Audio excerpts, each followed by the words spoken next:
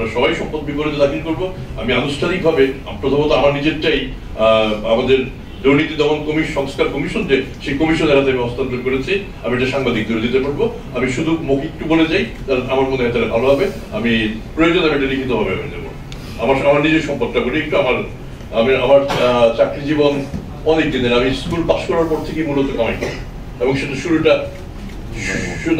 আমি অংশটুকু একদম স্পষ্টভাবে বলতে চাই, আপনাদের জানা দরকার।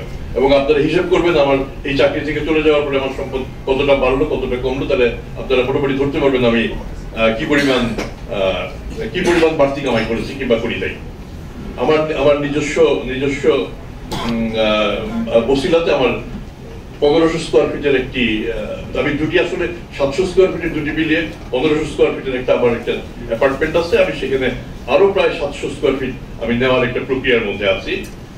পূর্বাঞ্চল আমেরিকান সিটিতে আমার স্ত্রীর সাথে একটা খালি জায়গা আছে 5 কাঠা, এটা একটা আছে। আর আমি বিসিএস প্রশাসন সমিতির সদস্য ছিলাম, সেখানে আমাদের 8 জন সদস্যের জন্য 10 কাঠা, আমার ভাগে 1.25 কাঠা পড়বে। আমি 2007 সালে দিয়েছি, কিন্তু এখন পর্যন্ত দখল পাই নাই।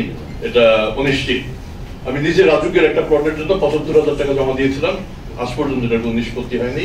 যে কোনো কারণে সরকার কখনো আমাকে দেয়নি, এটা আমি আবেদন করবো। আবার অস্থাবর সম্পত্তির মধ্যে আমার আছে, এগুলো আমার স্থাবরের বাইরে আর কিছু নেই। যদি আপনারা কোথাও কখনো খুঁজে বের করতে পারেন, এগুলি মানে বাজেয়াপ্ত হয়ে যায়, এবং আপনারা যেভাবে এটা ডিসপোজাল করতে চান করবেন। আমার অস্থাবর সম্পত্তির মধ্যে আছে আমার বিভিন্ন আকারের 25 সেল ভর্তি বইপত্র, দেশি বিদেশি, এগুলি মিলিয়ে লাখ 5 টাকার জিনিস হবেই তো। আমার একটু 5 বছর মেয়াদি একটা সঞ্চয়পত্র আছে, এটা 30 লক্ষ টাকা। আর 2-3 মাস অন্তর সঞ্চয়পত্র আছে 20 লাখ টাকা। আমার জিপিএফ এর টাকা আমি এখন তুলি নেই, ওখানে 17 লক্ষ টাকা। সরকারি যারা চাকরি করেন তাদের এই প্রভিডেন্ট ফান্ড থাকে।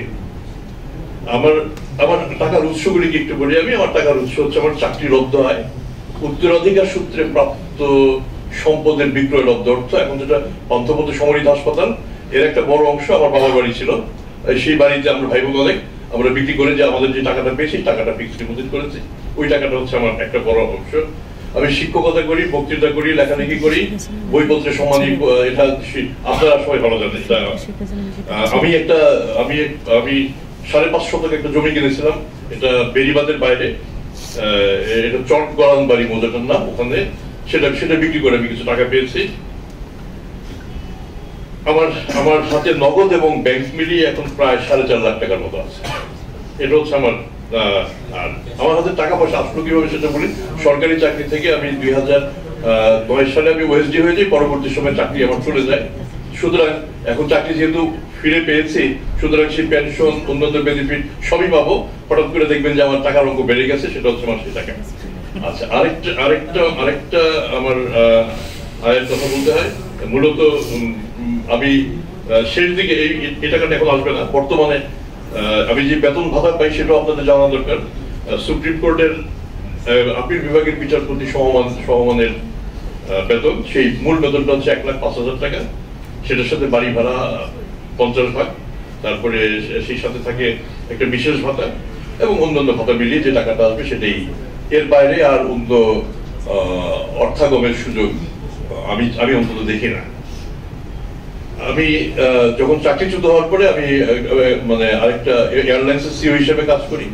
সেই সময় প্রতি মাসে আমার 1,33,000 টাকা শুধু ইনকাম ট্যাক্স দিই। তাতে 2014 সালে এক বছরই আমি 14,25,000 টাকা ইনকাম ট্যাক্স দিই। তো কাজেই আমার মানে ব্যাপারটা পুরোটাই স্বচ্ছ, এবং তার প্রতিটাই অক্ষরে অক্ষরে আমার যে ট্যাক্স রিটার্ন এটার বর্ণনা রয়েছে।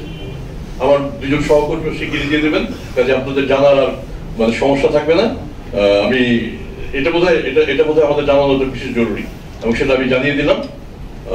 আমি সবার সহযোগিতা কামনা করি, শুধু আমার জন্য না, আমার গোটা কমিশনের জন্য। এবং দুদকের ভাবমূর্তি মূলত রক্ষা পাবে। আপনারা দুদকের প্রতি কতটা পজিটিভ অ্যাটিটিউড নেবেন তার উপরে আমরা আপনাদের সাথে থাকবো। অনেক ধন্যবাদ।